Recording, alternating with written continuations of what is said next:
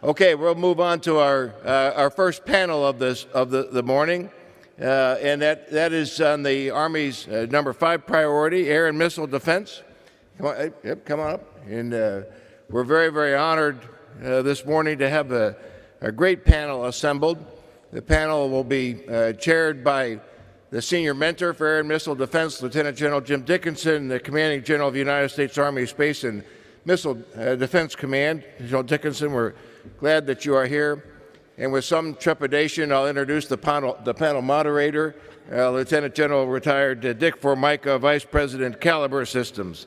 General Dickinson and General Formica, please a warm welcome for the Air and Missile Defense panel. Thank you. Good morning. General Ham, thank you for that introduction for this panel.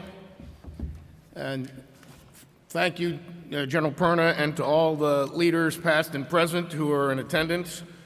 What a great week it's been for us as AUSA has partnered with AMC, with Team Redstone, with the Huntsville-Madison community to bring this Global Force Symposium here to this great location so that we can address the challenges and opportunities of modernizing and equipping America's Army for today and tomorrow. In addition to thanking AUSA for this symposium, this is always a good opportunity to look AUSA and all of its staff in the eye and thank you for what you do for our Army, for soldiers and families each and every day. Thank you, AUSA.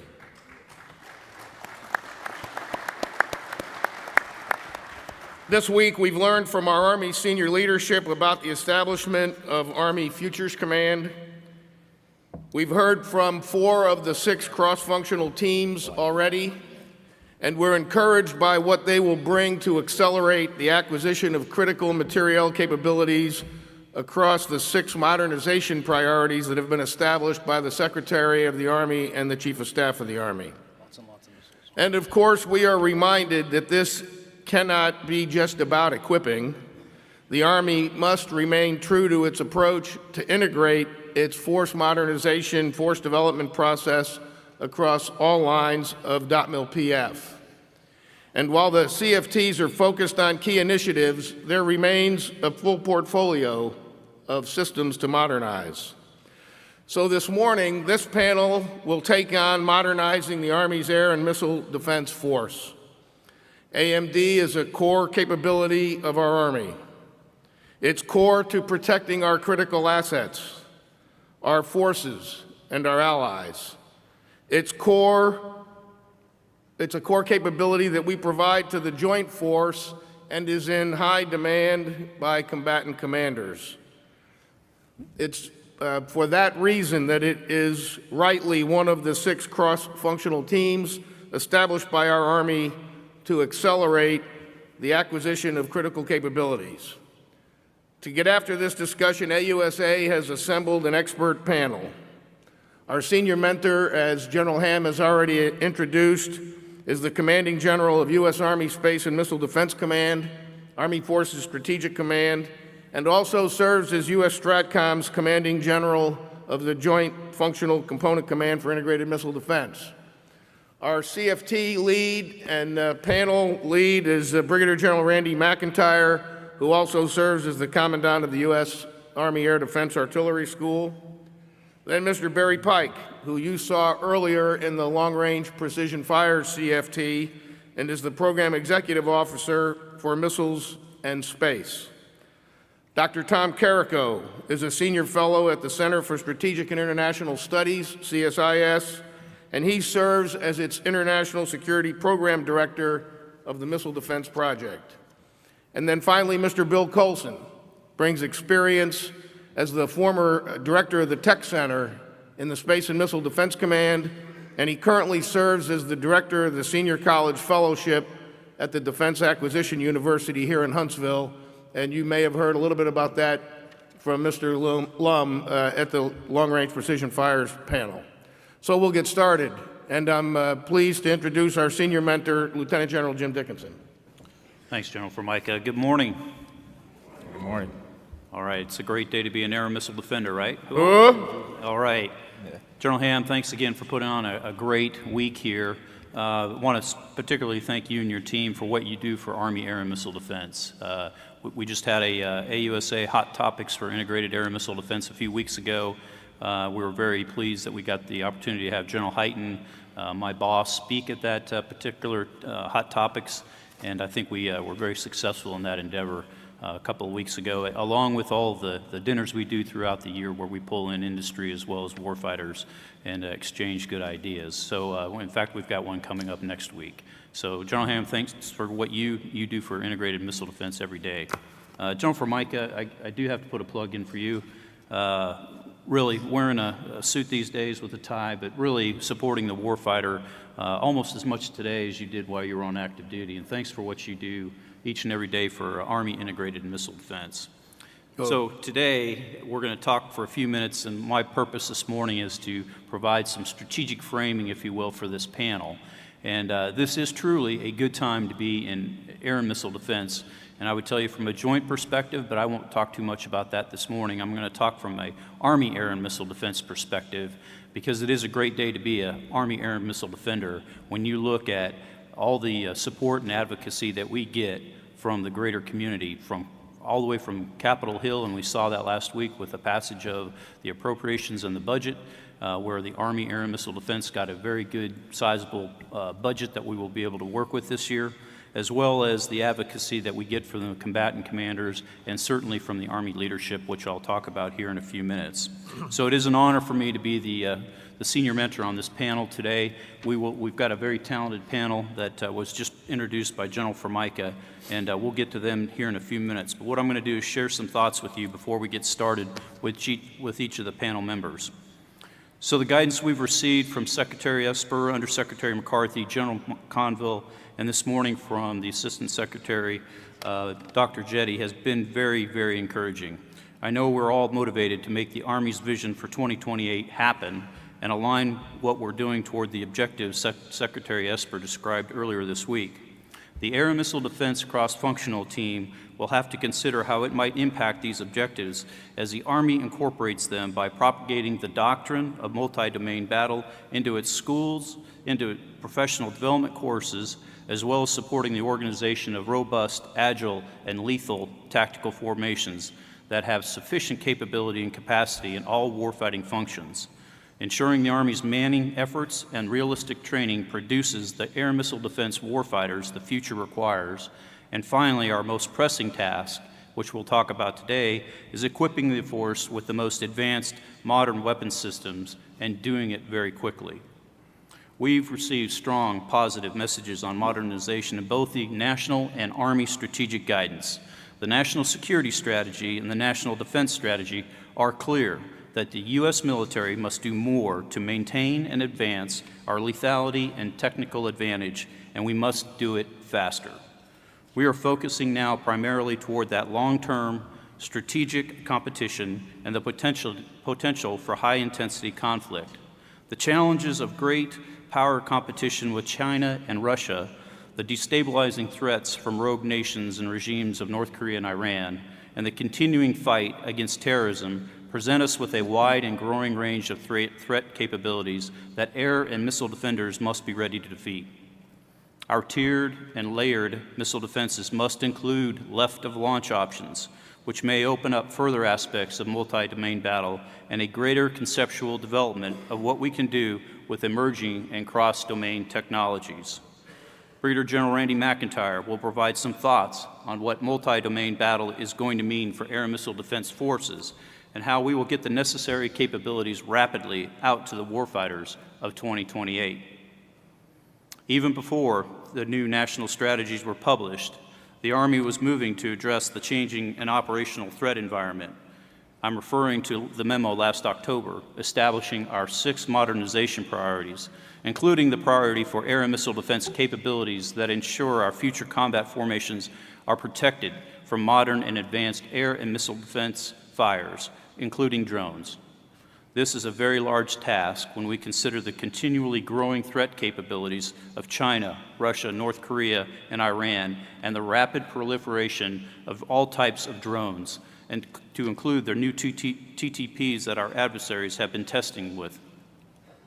It's a tall order for sure, and for that part of it, Mr. Barry Pike will discuss efforts to support Army modernization priorities and accelerating delivery of capabilities.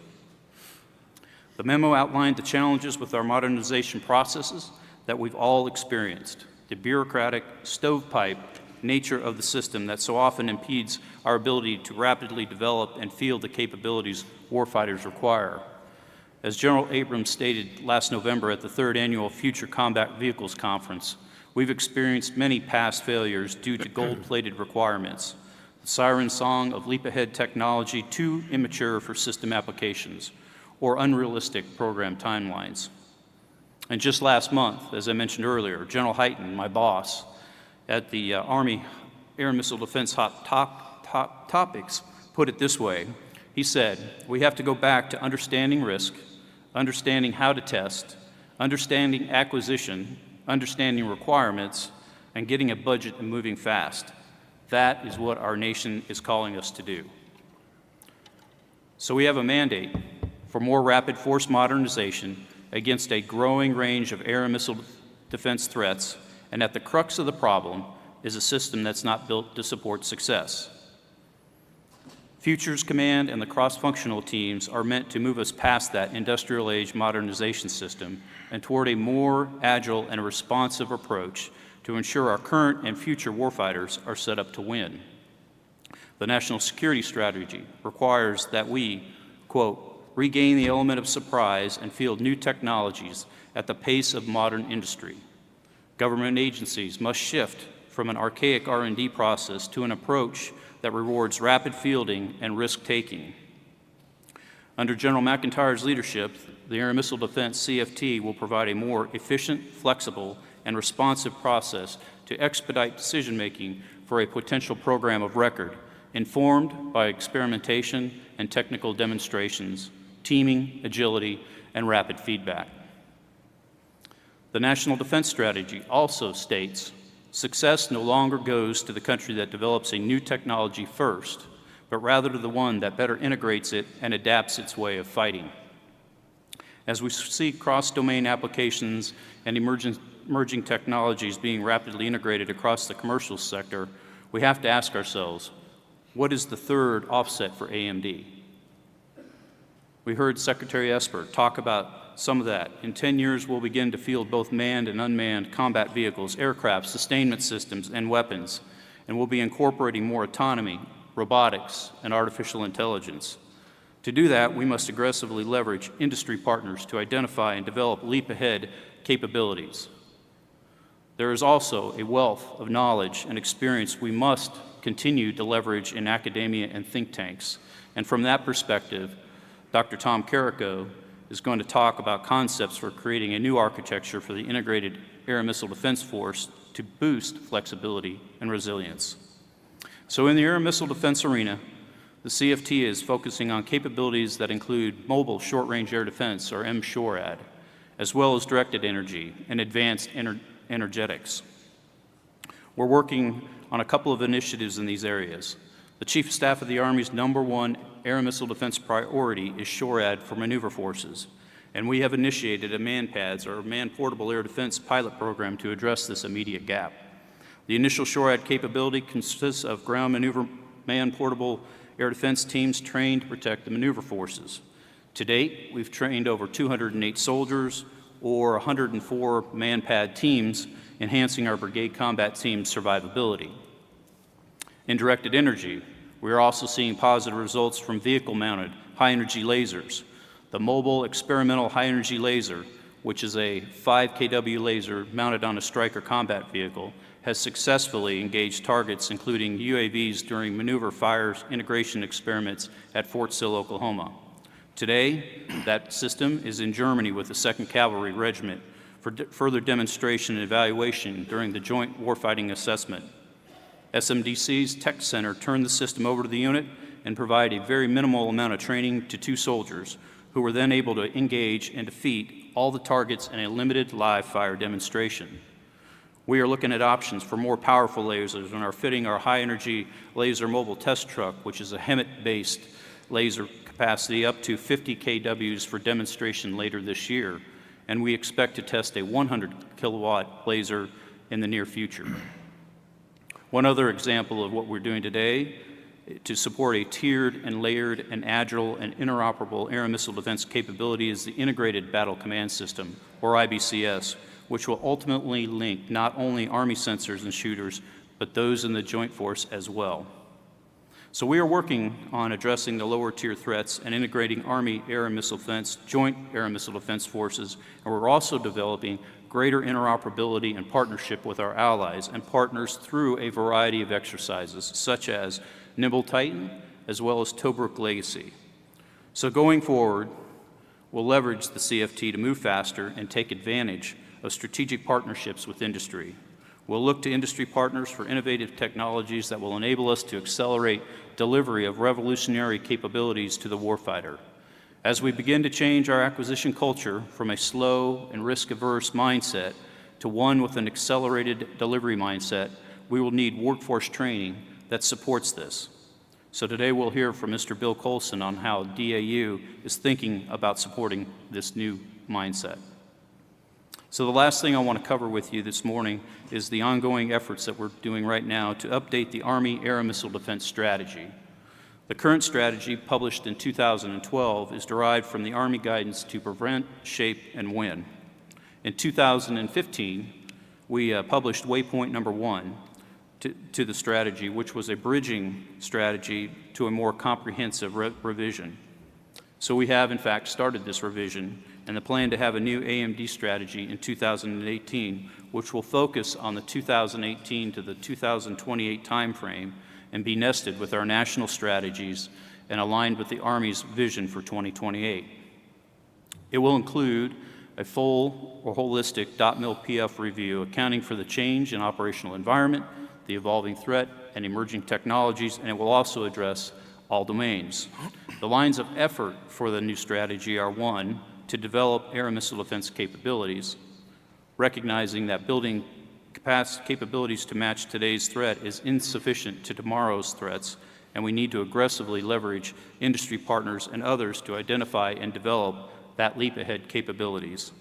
Second line of effort is to provide sufficient air and missile defense capacity to meet demand and finding new structural and capability solutions as this increasingly complex operational environment places an even higher demand on our low-density forces. Third, provide trained and ready air and missile defense forces with the understanding that readiness is in fact the Army's top priority, and it demands that we always look for better ways to develop human capital, maintain and sustain our equipment, and build resiliency into our forces. And finally, fourth, is to build partner capacity and maintain forward presence, because the threat outnumbers our capacity many times over, and we do not fight alone, but alongside allies and partners with whom we must be able to operate seamlessly. So as we start to realize the advantages of the Futures Command and the CFTs will offer us, these lines of effort, nested and aligned with the lines of effort Secretary Esper described for the Army vision, will guide us toward rapidly integrating and synchronizing the requirements development process, the acquisition process, and our resources. The framework will continue to enable us to deliver effective and dominant air and missile defense capabilities to the sensors, shooters, and interoperable command and control systems that are critical, absolutely critical, in protecting our homeland, our forces, and winning our nation's wars. So in line with our theme of modernizing and equipping America's Army for today and tomorrow, we are bringing together the tools we need: our national strategies, our Army vision, multi-domain battle, our modernization priorities, and the CFTs, and soon the updated AMD strategy. So at this point, John Formica, I'll turn it back over to you. Thank you. Thank you, sir, and thank you for providing that strategic context. I didn't say this at the outset, but General Dickinson takes the time to provide that context. The rest of the panel members, a few minutes each. We're going to give the CFT lead about 10, but we want to get through their opening statements and leave about half of our time for your thoughtful questions, and we're looking forward to that exchange. So without further ado, General Mcintire. This working? Yep. Okay. Hey, good morning, and thanks, audience, for hanging in here on the third day and staying with us. Really appreciate this opportunity to tell the story about what the CFT's been working on for the past several months. Our activities have focused on, of course, forming the organization, developing a mission statement, drafting charters, doing a mission analysis. I would tell you that the perspective that I brought to being dual-hatted as a Commandant and a CFT Director was, I think, highly beneficial because I understood the portfolio and I kind of understood what we needed to do to restore the air defense branch, certainly in its capability to protect the maneuver force and reduce the risk to that. Our mission statement, as you see, the optimum word within that mission statement, it really is drive. It's to drive the modernization priorities. As Dr. Jetty talked earlier about, don't focus so much on the process, but let's get to the product. And so we focused on getting quick wins. I think all the CFTs had a slightly different approach, different portfolios, different challenges. I took an approach using the National Defense Strategy, my time spent with General Hicks in strategy plans and policy kind of informed my approach. So what I wanted to do was get after our pacing threat. And that was our first project, was the maneuver short-range air defense. As General Dickinson talked about earlier, it was the Chief's #1 priority for the portfolio. The second one was we took a look at what was going on in the Pacific and what we could do in that theater to improve our stance as well. So we took 2 major projects to accelerate the maneuver SHORAD, get that director requirement approved. I think it was a good quick win. Within about 2.5 months, we were able to get a signature on that document so we could start producing things and getting that into the acquisition cycle. From a Commandant's perspective, I think it was very important. I'm looking at the entire dot mil PF as we're starting to develop M domain projects, how they fit in, and how we resource that. It was interesting in October at AUSA where the chief got up and he highlighted the 6 priorities, and I was kind of on the edge of my seat as he went through the first 4 priorities, and the chief brilliantly stated, and all this doesn't matter if you're dead. And that, he was talking about those first priorities, and when he got to 5, and that's why we need air defense protection. And it really gets into how we intend to fight in multi-domain battle. So our activities have been, how do you enable multi-domain battle in the 3rd dimension? And that's given our maneuver forces the ability to penetrate that A2AD bubble, giving them some capability that can move with them and protect them as we use the land forces with fires and maneuver to penetrate the A2AD bubble to open up other domains. So with that in mind, we charted out what can we do for maneuver short-range air defense, and we went through analysis. And as we went through that process, we got a lot of warfighter input. We started with USRA. Actually, we started with General Hodges at the beginning of this. It transitioned to Major General McGuire. We came back stateside and got General Abrams' input from FORSCOM. We talked to General Brown from USTRPAC, and most recently we talked to General Townsend from TRADOC, and we got their input on what we were trying to do to make sure that we are developing capability that would be combined arms approach and a formation-based capability for a combined arms effort, and that we were in sync with what our senior leaders and mentors thought we needed to do, and we weren't in this alone.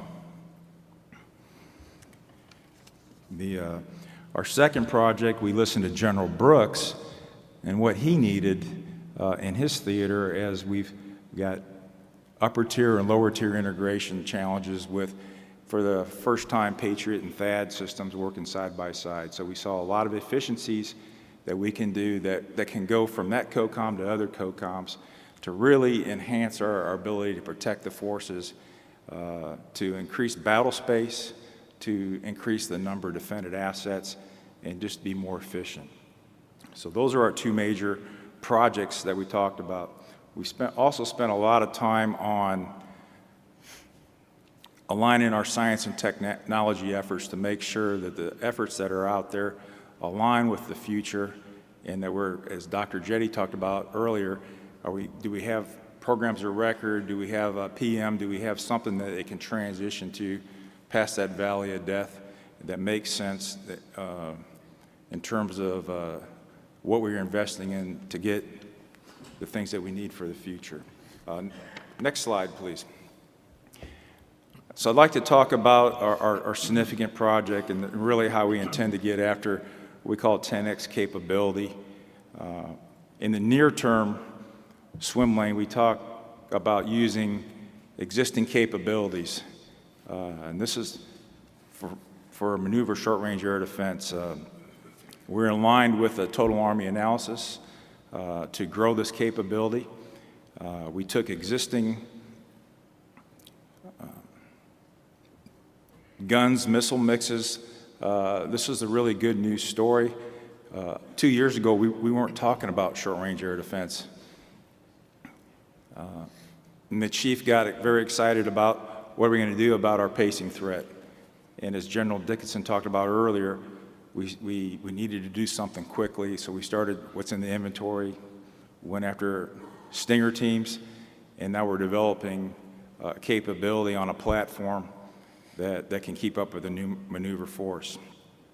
But the big idea here is over time in the mid-range, you start to see directed energy to get cut into the formation. So as we continue to mature, that technology will become less gun missile mix, and we will have directed energy, so we'll have a mix of capability in our formations in the future. We also see that we'll need composite organizations to be able to cover our formations. So the battalion will have a formation on a Stryker platform that will go with the brigade combat teams. It also have a battery of a multi-mission launcher, or IFPC capability, that can protect fixed and semi-fixed assets.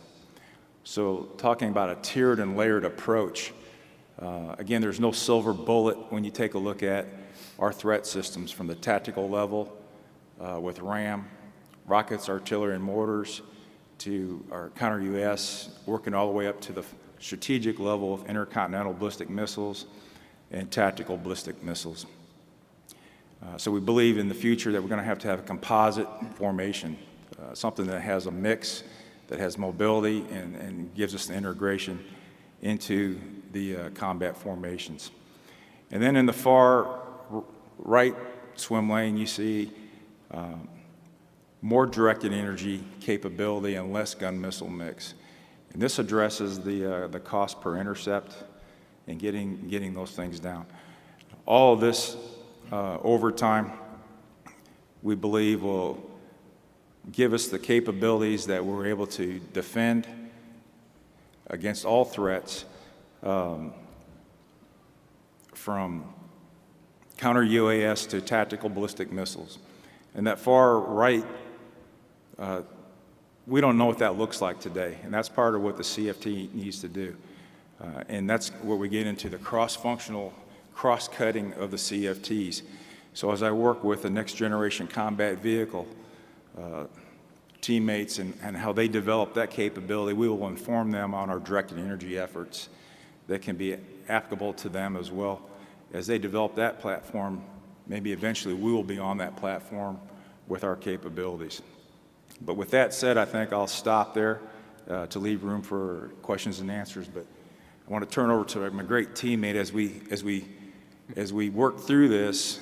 I couldn't do this without Mr. Barry Pike and his team from the PEO and the PMs as we were developing this capability and working side by side. Thanks, Randy. I appreciate it. Some of you, this is a redo for me. I didn't get it right on Monday, so back to do it again today. So obviously there's a strong case, a strong need for us to provide capabilities into the hand of the warfighters on a much accelerated pace. You heard the Secretary talk about speed, speed, speed. And so we need to be able to adapt at the speed of relevance.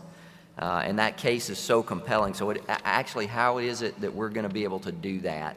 Dr. Jetty, you just heard from him about some of that, but to me, as I thought about this, and I'll cut it down from what I talked about before to really just 2 points, teamwork and tools. And so really right off the top, and General Mcintire just mentioned it, also great partners with General Dickinson as well. It's not going to work. Accelerating capabilities to warfighters is a team sport fundamentally. One of the things Dr. Jetty didn't talk about that I will bring up that he's challenged the PEOs to do is to look across our boundaries. You know, so where does bureaucracy reside?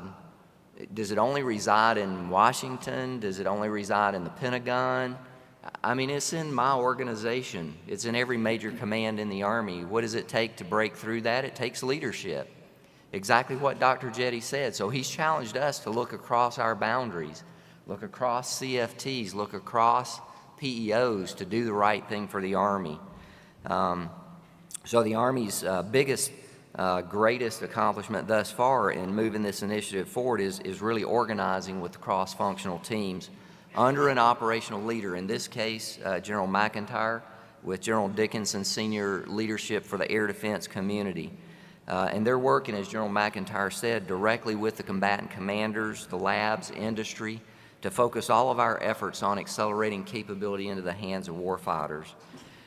So much like I talked about with long-range precision fires, where General Abramson and I partnered together to support General Moranian, pretty much out of my organization, we put our 2-star players on the cross-functional team to support both of those 2 initiatives that General Mcintire was talking about, where we're talking about getting after the THAAD Patriot integration. So Daryl Colvin from my staff, who's here in the audience today, actually as the acting deputy PEO soldier now, is creating great synergies there across the Army and accomplishing a lot. But we put him on the CFT to get after that particular issue in support of General Mcintire.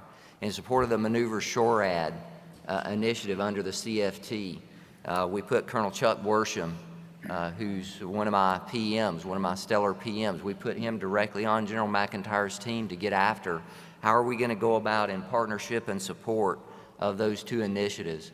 I think like General Mcintire alluded to, probably in air and missile defense and long-range fires, we were maybe a little bit ahead of the game because we have these habitual institutional relationships with those 2 commandants in that role. Them merging to take on this additional leadership role really just continued our efforts and really spurred our efforts to accelerate faster. So on the tools front, I won't go into a lot of detail. Dr. Jetty hit a lot of those. I will just say we do appreciate the support we've gotten from Congress with some additional tools. Again, first and foremost in my mind, delegation and empowerment. So delegation from the OSD level down to the Service Chief, Secretary, and Army Acquisition Executive level. I will tell you again, Dr. Jetty is pushing as much of that authority down to PEOs and PMs as he possibly can. And if we're going to make the process go faster, I think that's a huge enabler.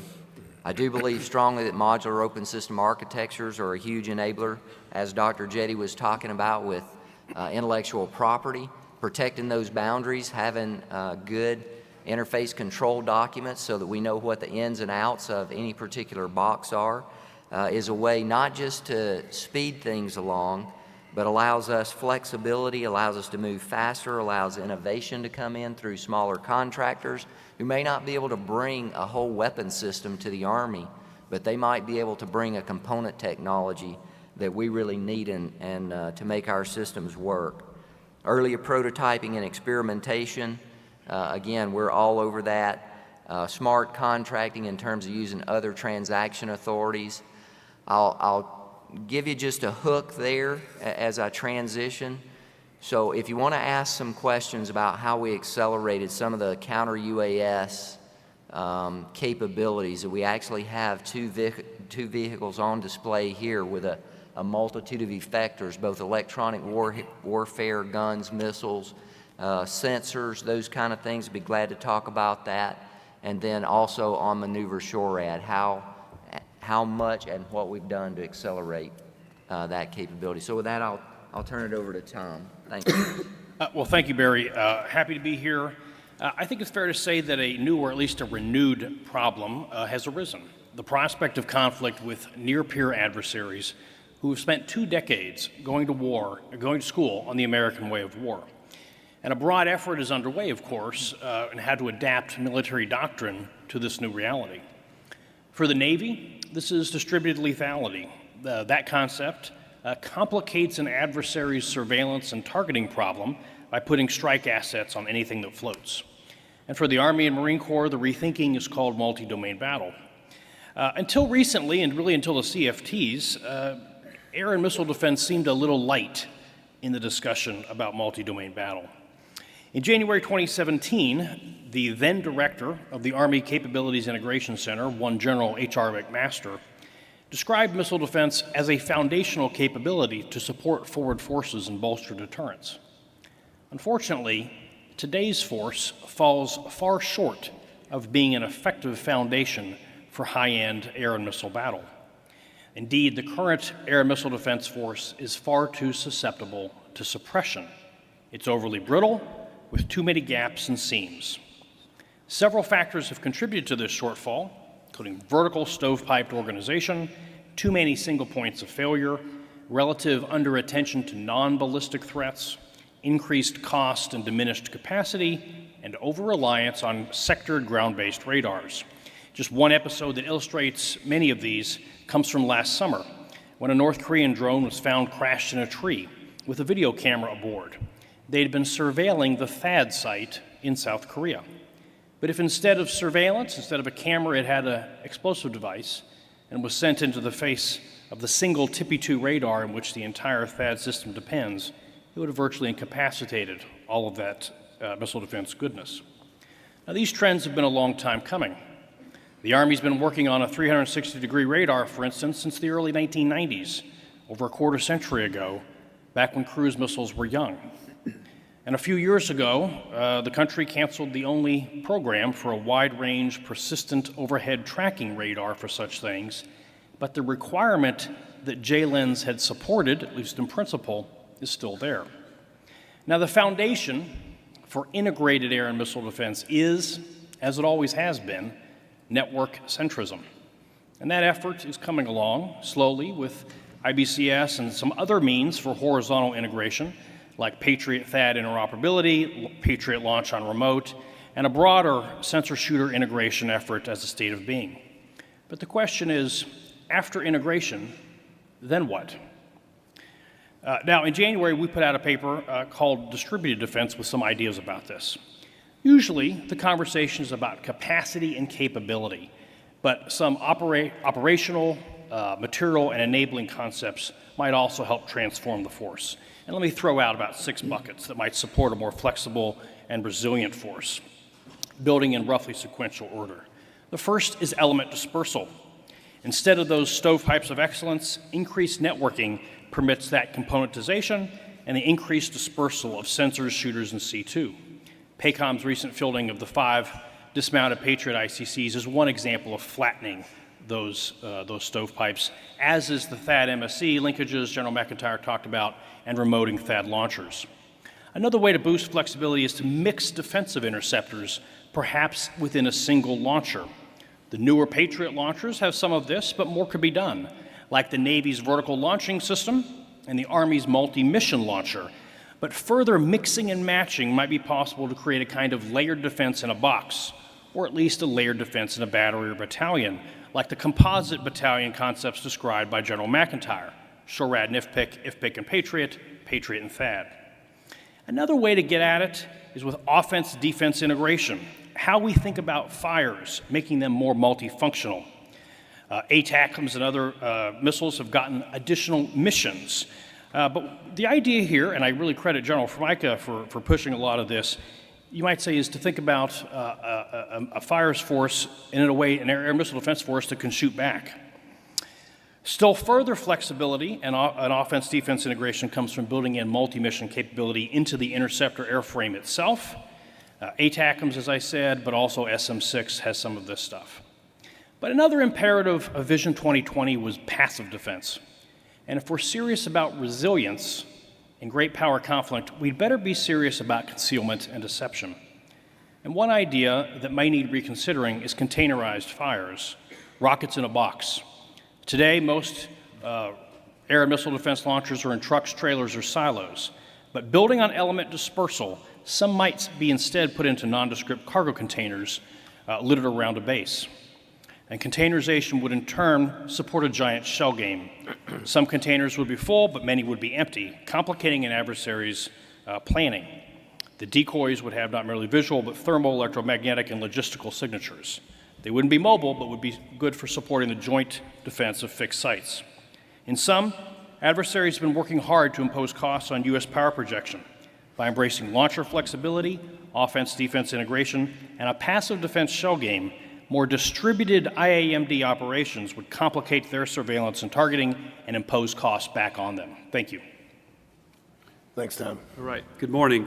So I'm going to shift gears just a minute and talk about the importance of workforce development and that perspective as we have this conversation about modernization. So my comments really don't necessarily just pertain to the Air and Missile Defense CFT, but really apply to all the CFTs. So we heard from the DAU South Dean, Mark Lum, on Monday as part of the Integrated Fires CFT, and he talked about DAU's commitment. And I want to reiterate that the DAU is committed to being a teammate and being a part of the solution to help train the workforce as we go through really a cultural change and focus on speed and making sure that we're getting the right requirements done early and helping to accelerate that capability to the warfighter. So a couple of things that in the near term that DAU is working on. One is in the area of OTAs, contract negotiations, proposal evaluation techniques. There's some seminars that we've been challenged to bring to the point very early and are in process of doing that to help the workforce immediately to improve some skills in that area. But also DAU is embarking on a longer term effort to be very intentionally focused on our customer, in this case our customer being the Army. And so we're going through a process now of going out and having conversations with the key leaders to include the CFT leads. So General Mcintire will be knocking on your door soon, but the PEOs and all the key stakeholders, so that we can use that information to help define what and how to deliver the curriculum in a better manner for the Army as we go forward. So that's a little bit about what DAU is doing in the near term and to support the long term. But then I also want to hit what I consider three key elements of workforce competency as we go forward. The first one is, and I've got some notes on the charts there, but the first one would be developing a breadth of functional expertise. So I think as an acquisition professional, it's important to develop a strong depth in a particular functional expertise, whether that's program management, contracting, system engineering, test, logistics, whatever that may be. But then as you grow in your career, I think it's important to develop a breadth of functions and learn to master multiple functions and pursue multiple certifications, because understanding how these various disciplines interact together and what responsibilities each area has is important to be an informed acquisition leader. So I think we can probably do better to encourage getting back to that, developing a breadth of multiple expertise. The second area I would want to highlight is technical competency.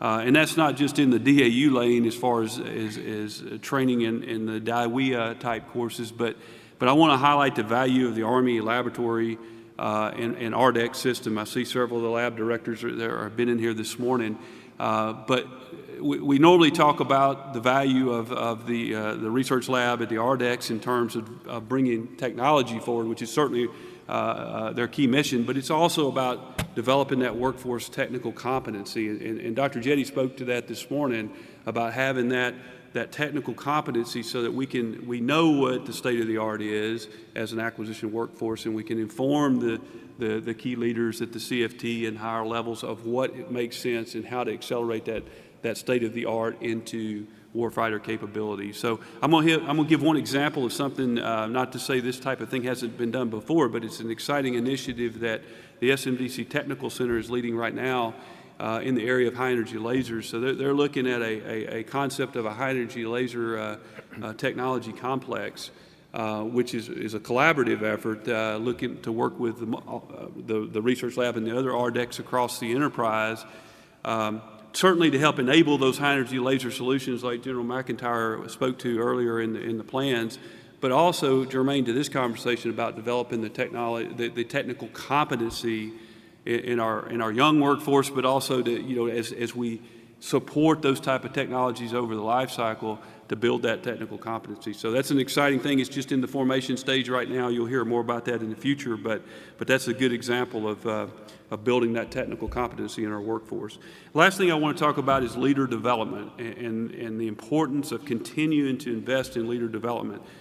From my perspective right now, I get to work, I have a great job, and I get to work with some of the best and brightest of the acquisition workforce as part of the Senior Service College Fellowship Program here in Huntsville. We have a similar site at Aberdeen Proving Ground, also in the Detroit area, and the Army will be adding one in the future at Picatinny Arsenal. So again, it's around these areas where there's a lot of acquisition activity, and getting to work with these leaders that are preparing themselves to go on to the next hard problems is quite an experience. And I just want to foot stomp how successful that program has been. To date, we've had 200-something graduates across the enterprise.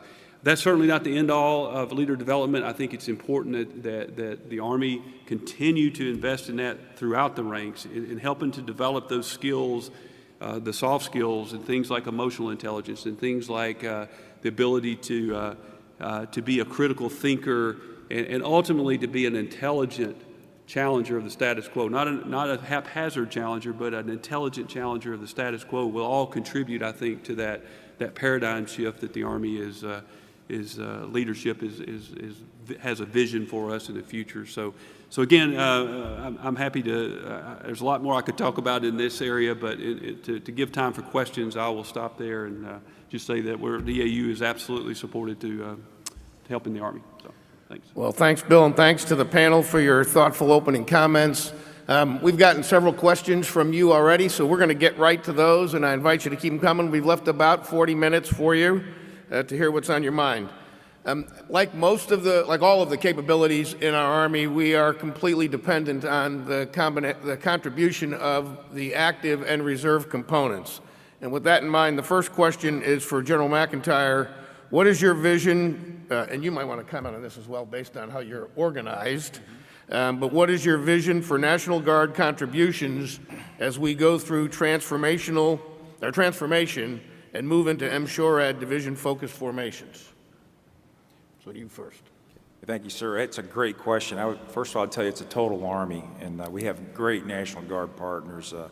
Tremendous work that's going on with Brigadier General Tim Sheriff, Brigadier General Frank Rice from the 263rd AAMBC. Today, our National Guard units, 7 battalions of them, are fully employed 365 days a year protecting the National Capital Region.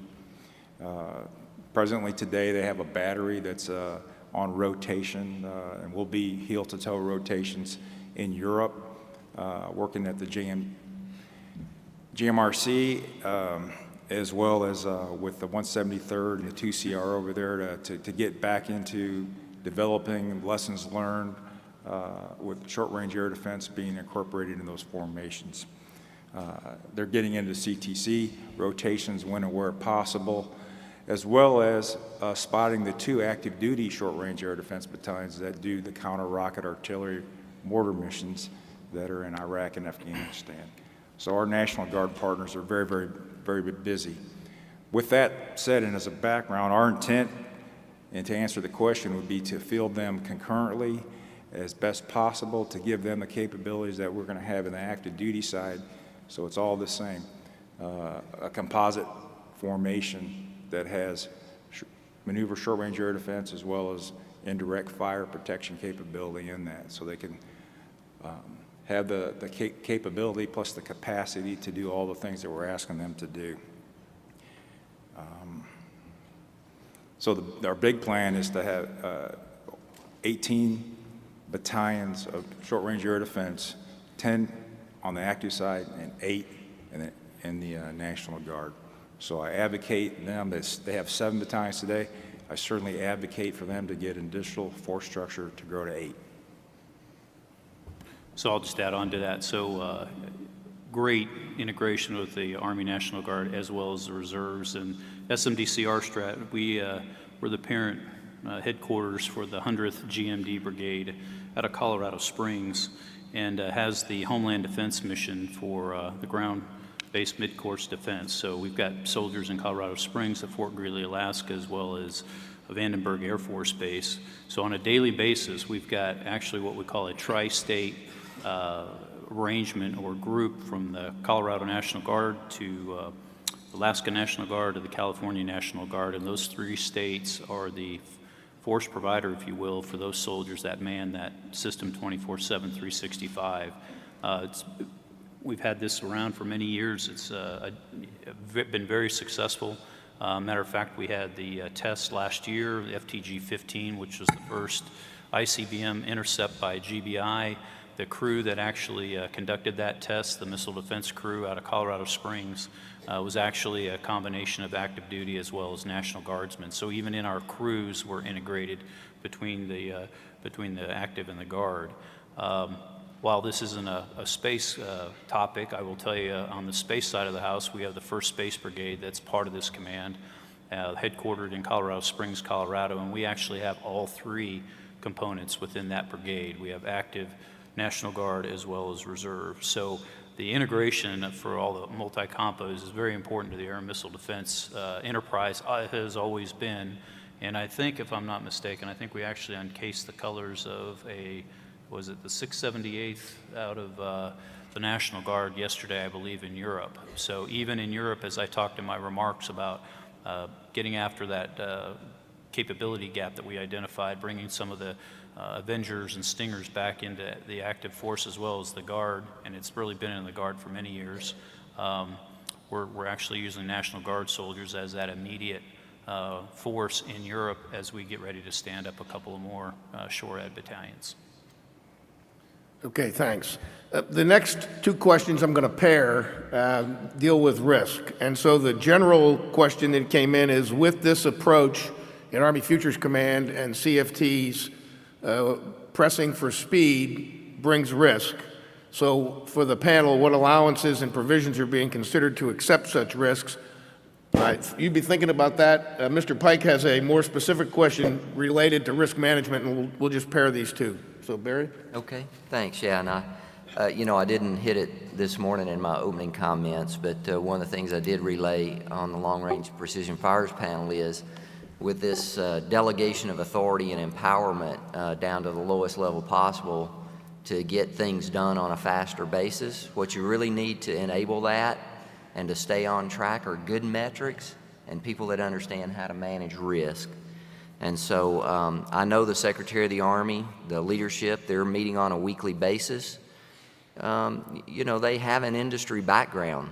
Industry measures what they're doing, what their business is doing, how they're moving forward.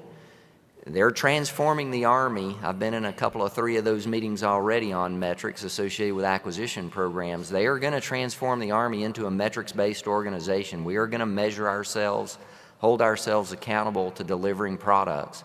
They are setting the leadership example that'll flow throughout the Army. That'll be instantiated, I think, all the way down to the lowest levels of the Army. So the specific question, and I mean, project managers, this is a fundamental, like Bill was talking about, and this is a fundamental thing that project managers, whether you're in industry or whether you're in government, that you're trained to do.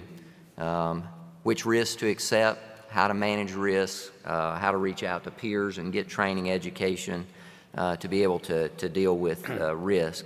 The specific question that I had to do with cyber and supply chain risks and vulnerabilities. Ultimately determine whether weapons and networks perform as designed on the battlefield.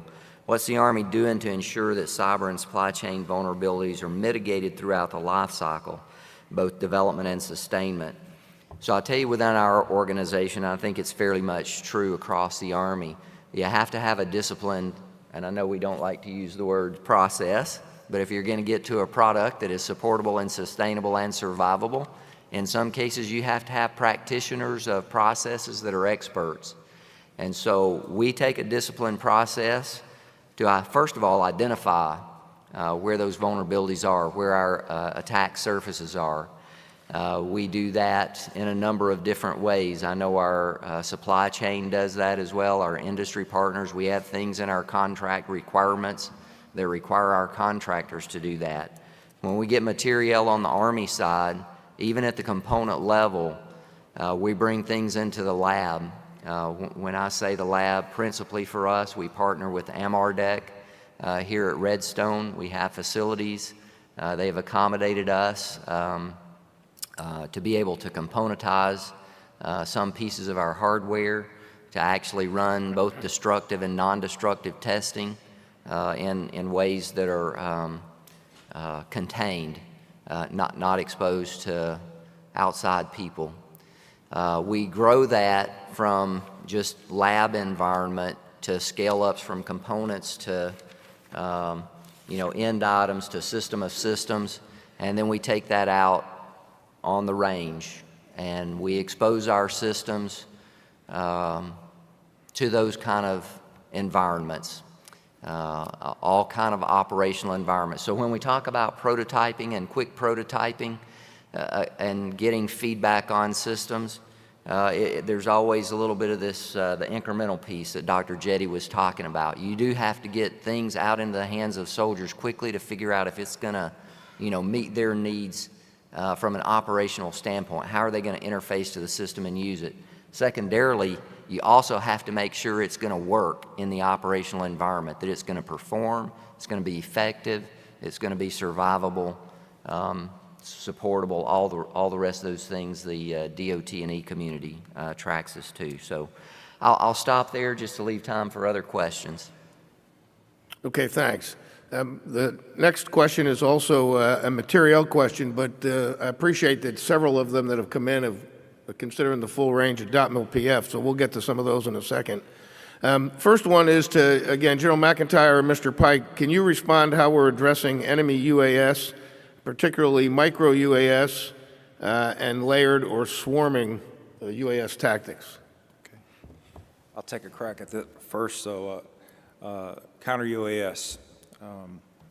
Our approach to this will be, it's a tiered and layered approach. Again, there's no silver bullet to get after this particular threat that as you continues to proliferate day by day. All you had to do was watch the Olympics and you saw the 1,200 drones up there that were moving around and from a snowboarder into the Olympic rinks to see, how fast this area is moving.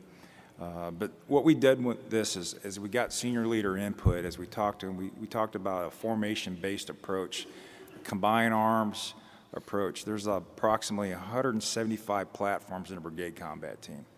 We can't have enough air defense systems out there, so we're taking a look at who's got primary and secondary roles. We're going to have to use electronic warfare measures as well as gun missile mix. This will be a total team effort to get after the counter UAS threat. It's really about a screening operation in the third dimension when you think about it. You got to keep the eyes off your formation just like you did on the ground. Now you have to do that in the air, and it's going to take a combined arms approach to do that. So as we went through, we decided that what we would focus on from an air defense as we're getting started, we're going to focus on the category 3 and above threats, and we're going to take a combined arms approach against the low, slow, small. Not that we are not going to do anything about it, but the realization is that we can't be everywhere on the battlefield. And so I think what you're going to find is we will address this with everybody in the formation. Yeah, if I could just add on to that. So what Randy mentioned, I think, is important, is that we don't have one silver bullet, if you will, for every type of threat. So our ability to create a layered defense, whether it's against a missile threat or UAS threat, is very important. And so whether it's a kinetic or non-kinetic capability is important. because the idea is that we give as many tools to the maneuver commander in that capability that we're going to call air and missile defense on the battlefield. So our ability to influence that through non-kinetic means or electronic warfare, we've had very promising results in many different types of technologies that we're developing now, and we're actually experimenting with many of them around the world today, as well as the kinetic piece that we talked about a little bit earlier when we mentioned directed energy. So I think what's important is that it's a layered, and it's not one capability that we're putting our money towards. It's several, so that we can provide a variety of decisions or tools available to the maneuver commander. I'll tag on there just a little bit as well. I agree that there's not a one-size-fits-all solution. There's one particular urgent operational needs statement requirement that we've been working for about a year now. We put over 300 systems out in the field just within a matter of days and weeks. We continue to improve on that product. An unabashed plug for our counter-UAS team. They actually have 2 of the vehicles here at the show. If you haven't been out in the outside displays, I'd encourage you to do that. Talk to the teams out there that brought those capabilities together. I will just say that when you talk about countering air and missile threats, it's not just the layered approach. It's also what General Dickinson talked about with active defense, passive defense, attack operations, command and control. You really have to get at it with a suite of effectors and across all the combined arms. It's really kind of like the counter-IED fight. We know how to adapt and respond. As soon as we do something, we know other people are going to watch what we do, and they're going to respond. What we have to do is continue to think not just one step ahead, 5, 10 steps ahead. When we do something, what is the threat going to do to respond, and what are our countermeasures 10 steps ahead? Dr. Carrico, any thoughts on this? Well, you know, actually, the one thought on that was that I think General Mcintire, one of your slides talked about non-dedicated air defense, and I guess part of the requirements of getting that full combined arms look at this is just persuading everybody that, no kidding, the air and missile battle component of this is a big element of multi-domain battle writ large. And the fact that there's a CFT there means that that can be done, and you cited General Milley on that. But I would just point out as well that that's what we're seeing in Syria and in Ukraine. The combinations of the UAVs and the combinations of the missiles. Even the Houthis are bragging, whether it's true or not, we don't know, but even the Houthis are bragging in the Yemen missile war that they're using drones against Patriot radars for the Saudis and Emiratis. Okay, the next is a 2-part question. First one's, I think, fairly straightforward, and then the second one is a Manning question. So we'll start with you, and anyone else who wants to add in. First is, to which echelon will IFPICs be assigned? And then the second is, our 14 series officers, warrant officers, and enlisted strengths are very low in the divisions. When do we think that the structure and inventory will rebalance so that the tactical formations can be manned to acceptable levels? Okay. Good questions. The first one, I would tell you that for indirect fire protection capability, what echelon you'll see that? You'll see it down at the battalion level in what we hope to be in a composite formation. So I think you got to understand where we see that fighting on the battlefield. We see that as a great capability for our fixed and semi-fixed assets. Things that aren't going to be moving regularly, large areas like airfields, main command posts, et cetera, that need that type of capability. The big idea about indirect fire protection capability is that it'll have a larger magazine and deeper ranges. So that's how we intend to use it. But you should see that at all, really at from the tactical edge up to the operational level on the battlefield. In terms of manning, we are definitely growing the branch, and we are going through the typical struggles you have with growing the branch that we need. But we feel like we'll get the recruiting that's necessary to do that. We're working on retention, but I would tell you that the Air Missile Defense Force has a very high op tempo. We 60% of our force is either forward stationed or forward deployed, and that has been going on since Desert Shield, Desert Storm. We have grown some capacity, but still we are putting a lot of stress on that force. We're working on getting improved incentives and relief of various missions to improve that situation for our force. In the meantime, we are working with Human Resources Command and the Army G1 to find all the incentives we need to be able to retain a highly qualified force and recruit against that. Okay, the next two questions are training related, and it goes to the point about getting sufficient manning and how quickly we're going to be able to do that.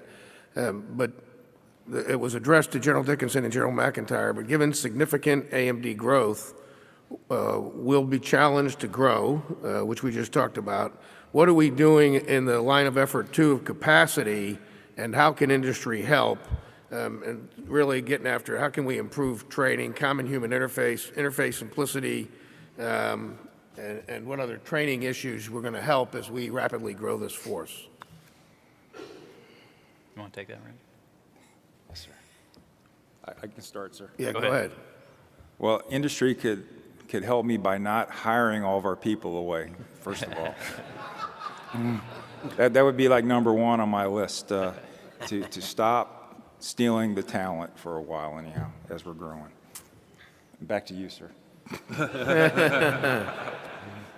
That's what I was going to say.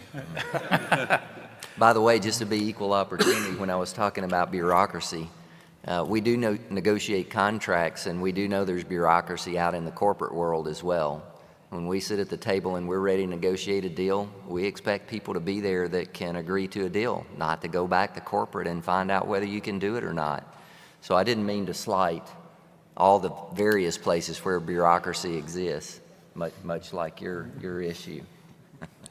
Okay, to a broader point, though, are there training gaps that you've identified as we've gone forward with the issues in the CFT, Maneuver SHORAD and others, and what are we doing to get after those training gaps? It's another great question. I need to give a plug to Major General Gervais, who's heading up the CFT for synthetic training environment. She's working hard to understand our TADS devices in the future. I'll give you an example. As we stood up the Stinger training base, as we went back out there and started training those 5 BCTs, we came up with a virtual Stinger dome that helps us with our sustainment training. But really the focus of the CFTs as we jump-started over the last several months is to kind of get our own program started. But what you'll see over the next several months is the horizontal cross-cutting CFT work, and we'll continue to work with General Gervais and the synthetic training environment to improve the training devices that we'll need for all of our capabilities, as well as work with Mr. Willie Nelson that's doing PNT, and Major General Gallagher, who's network. We all are in this together as we move forward. We can't have our independent stovepipe efforts, so it's important to do that. But to the larger question, we're going to need great training devices that move us into the 21st century to be developed and worked on. Okay, thanks.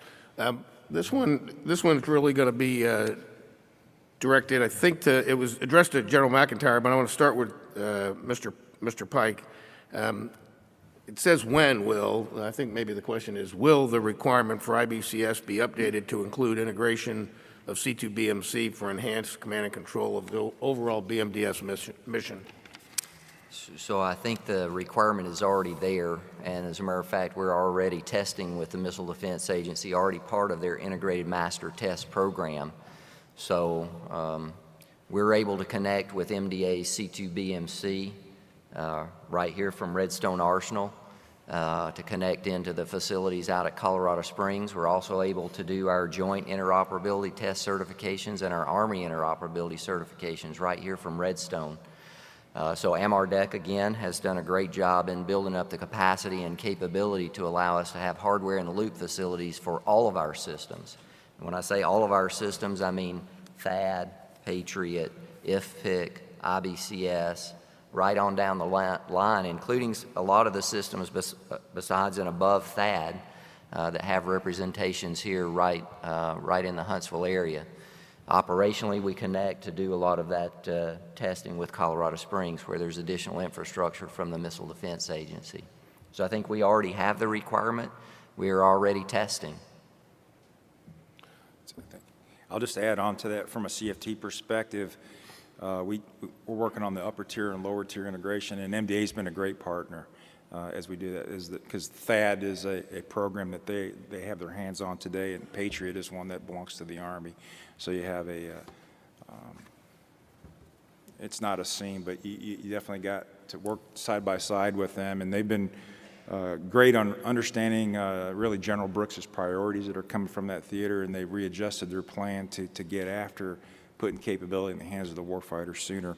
The thing that we've taken on a role from the CFT is providing leadership and bringing industry in to develop the solutions that will inform IBCS in later increments today. So we're not paying for things twice, and everything that we're doing now is not going to be a niche system, and that it fits into the overall architecture down the road, and you know, for lack of a better term, it fits into the IBCS style guide.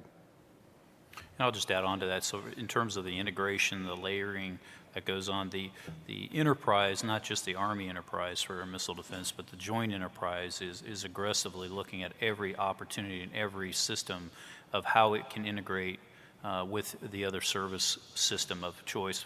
For example, like we just talked about IBCS and C2BMC, that capability that would bring would be almost a 10x, if you will, in terms of being able to provide a very single integrated type of air picture, threat picture that will be very important for not only what we do in the protection of the homeland, but also in the theaters around the world. Thanks. Mr. Colson, this one is for you. We've had many acquisition reform initiatives before. Why will this one be different? Good question. I hear that a lot. It's funny, working with the Senior Service College Fellows this year, the idea, when they came into the program, the idea of a Futures Command and a CFT structure had not even been introduced yet. That has all happened in the last few months. And so it's been interesting as we've watched and had interaction with senior leaders across the Army to kind of understand where we're going. What I think makes this different is, frankly, it's the unity of vision. It really starts at OSD level, down through the secretary, what we heard Monday, to the chief, to the vice, all the way down to the CFT leads. It's a common vision. The PEOs are integrated into this vision now, and so I think that is one of the things I see that is different. The other, a couple areas would be empowerment. You know, the consistency of intent to empower and push down the decisions to the appropriate levels. And then third, the initiatives to reduce unnecessary reviews, and as we use the word bureaucracy, but to try to eliminate some of that unnecessary level of reviews, which really gets around to that risk-averse mentality that we've had for a long time. So to me, that's what I see as different about this. That's really going to, I believe, make a difference. So, Thank you. Dr. Carrico, for you, you've provided some innovative ideas that should spur technology development out here by industry and could well become a menu for the CFT to address or to consider in the years to come. Do these ideas apply to defending the homeland as well as the regions? That's a good question. It's true, a lot of this discussion has been thus far focused on the regional, and that's where a lot of this came from. But I think it absolutely does. The principle of distributed air and missile defense operations applies to the Homeland Defense mission, and it does so in a couple ways. You know, in some respects, one of the reasons why we're scrambling to catch up about some of these things is that we had been, in some respects, stuck in the 1990s, stuck with a kind of a fixation and a force oriented to the Scud or to the prospect of a North Korean ICBM. And it's not that got too much attention, but that it was, as I said earlier, the non-ballistic threats that got insufficient. Witness the divesting of the SHORAD force. And so, the question, how is the threat overall evolving? It's not that ballistics are less important, but that they're more complex, and that there's all these other non-ballistic things there, and that the threat is more omnidirectional. Now, Alaska may be, and probably is, the most strategic place in the world, but you can't do all of this mission from Alaska. And so when you think about cruise missiles and hypersonics, which can fly around or under our sectored ground-based radars, that's going to require a different architecture, presumably, for the homeland missile defense as well.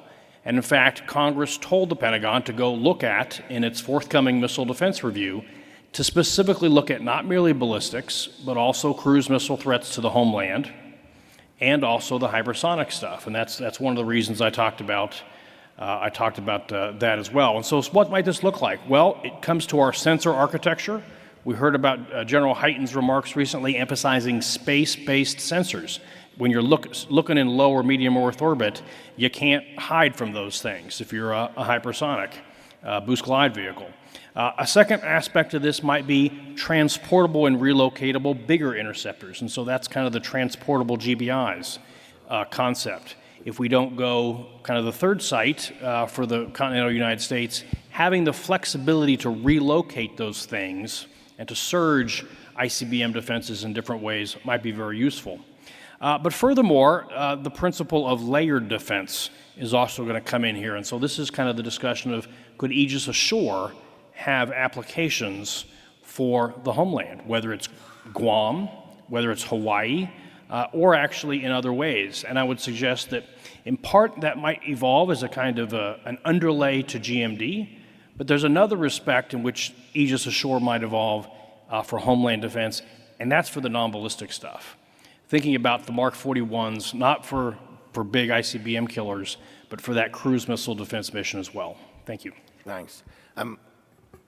Major General Gervais, in the spirit of having a CFT that supports, one of the two CFTs that supports the other 6, wanted to add a comment on training. Thank you. I appreciate that. So I'm Major General Gervais. I have the synthetic training environment, and I'm actually General Mcintire's phone a friend that was sitting down in here in case there was a training question that came up. And so we have been working very closely with his CFT and also the Fire Center to really identify where are the gaps in training, and then what is the capability that's needed to train, not just Stinger, but also the MANPAD, and then some of the future capability that he's bringing in. Because we kind of recognize that, the technology is very good. It's going to give us the overmatch and extend our reach. However, it's going to be training that allows us to hone our skills and really get that soldier, completely competent with that piece of technology, earn the trust within the leadership, and really kind of be the game changer. So there's a couple things that are going on right now in terms of our evaluation. We have just received kind of the training gaps that we're taking a look at right now. We're looking at potentially what are the quick wins that we can bring in quickly. In May timeframe, I have a force-on-force summit where most of the leadership across the Army is coming in, so we can take a look at what are the gaps that we have in our current live training environment to do force-on-force, because there's some things that we can't do that we will need to do in the future, especially if we're going to train multi-domain battle. And so I am very well connected with General Mcintire and his entire CFT along with the others. So as they're talking about bringing this new technology in, we are thinking about it ahead of time, not after the fact. So Randy, sorry I didn't want to leave you hanging. It's all about CFT integration. We're happy for that. All right, I've got 2 questions here. First question, what, if any, is the role of space in the AMD CFT? So and I've got a second question I'll follow on with that. So the role in the AMD CFT, particularly AMD CFT, is large. In terms of what you look at in terms of satellite communications, missile warning, that is all part of the AMD CFT. And the other point I wanted to make is that space is sprinkled throughout all the CFTs. We have an active role, SMDCR Strat does, in all the CFTs from a perspective of space. And SMDCR Strat is the Army's space proponent. So we have a seat at the table, and we're integrated in each one of those. In fact, one of the CFTs we have is the Assured PNT, which is actually led currently by one of the folks at Willie Nelson that works for SMDCR Strat. So it's very important, but space is sprinkled throughout all the CFTs, but in particular for the AMD one, we bring the missile warning and satellite communications piece to that. The second question, what role does space have in your AMD planning? It has a lot to do with our air and missile defense planning. As I mentioned earlier, from satellite communications to missile warning to the integration of those assets, it's very important what we do and is an integral part of what we do every day. Perfect. We've got lots of other questions, but we're at a final timeline here, so I'm going to give the panel a few seconds to just give a closing thought, and with apologies if I didn't get to your question. Okay, thanks. Only thing I just want to reiterate DAU's commitment to be a part of this solution going forward, and certainly support the Army and its workforce development needs. Thank you. I want to thank General Dickinson for his leadership on kind of helping to shape this larger and robust and candid conversation about this stuff. The significance of integrated air and missile defense in multi-domain battle can't be underestimated enough.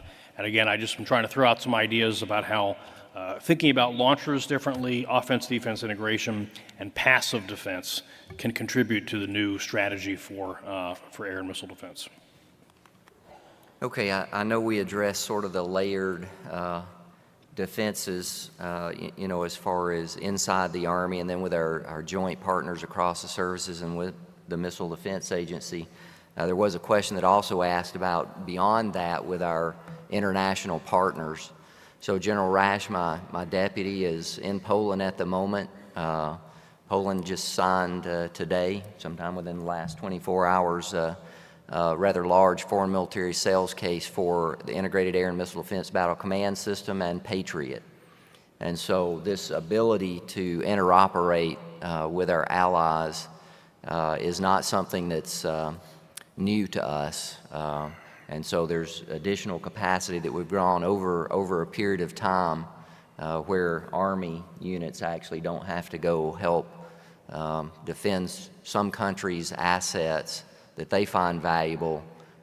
They can help in the common defense of themselves. So I'll just leave it with that, and I appreciate the opportunity from AUSA to be a part of the panel to talk about some of the great things that are going on across the Army enterprise, but also to talk a little bit in terms of transparency with the things we're still working to improve on.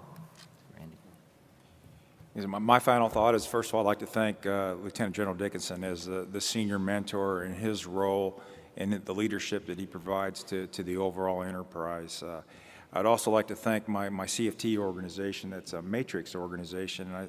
This didn't come out, but I think the big idea is that it's good to have a matrix organization with all the professionals that come from those different elements and the ability to reach back into those formations and get the expertise that we need. We got tremendous support from the PEO, from RDCOM, AMC, the Army staff, G8 and G3, across the board, ATEC, got testers embedded in there with us. So I've got a great team. We formed, we didn't even really storm much. We just started rolling up our sleeves and got after things. So I got to thank the CFT team. I also got to thank the team at the Fire Center Excellence under Major General Schaffner's leadership.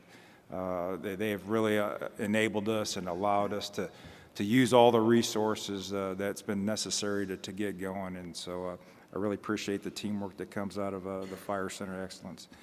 And Thanks. Yeah, great session today. Thanks to the panel members for your time today. I think we got after some good discussion here today, and thanks to General Formica again for your moderating the panel. In my mind, it comes down to a couple things. One is creating velocity. So we've got to create velocity in this enterprise in terms of bringing capabilities to the warfighters quickly so that we can start looking at mitigating the risks that we identified today. And then really, when you look at it, missile defense, air and missile defense is really everybody's business. So we touched on passive defense a little bit, but if you go back and look at the 4 pillars of integrated air and missile defense, many of those are everybody's business in terms of making sure you're taking passive defense measures, that you're providing intelligence, that you're planning an attack operations type capability along with the active defense. Our ability to influence the left of launch or the pre-launch or the right after, just after launch is very, very important in how we start looking at building our systems. We tend to always migrate to the kinetic kill at the very end, at the terminal or mid-course phase of the missile flight. There's many things we can do to the left of that, from the pre-launch, the before launch, to the boost phase intercept capabilities that we've heard talked about in not only the national security strategy, but the national defense strategy and some of the work that we're doing in the MDA. So it's very important that we all kind of consider this our business, and that we look at everything that we have in order to create a more equal equation, if you will, between kinetic kill, terminal phase, mid-course phase, and what we do before that. So again, thank you for Dick. Okay, thanks. I'd like to close with, again, thanking AUSA for hosting this great event. Thank this terrific panel for their thoughtful insights on this important capability area. I'd like to thank industry for delivering the capabilities that they're talking about having to integrate to man, train, and equip. Thank you for those providing those capabilities, for your attendance and participation. And I always like to close these forums by saying that panels like this remind us that truly the most critical air and missile defense asset that this nation has are the soldiers, sailors, airmen, Marines, and civilians who develop, deploy, and operate those systems. And it's for those folks that this panel exists and for why we do what we do. And so let's give them a round of applause and thank them for their service and sacrifice. Thank you. Thank you, panel. Okay, well done. Thanks, General Dickinson, General Formica, and the panel. A great way to start off our morning. Thank you very much. Ladies and gentlemen, let's be back at 10:35, please. 10:35. Thanks, Jim. That was excellent. I'm sorry we said I'll give it for Formica.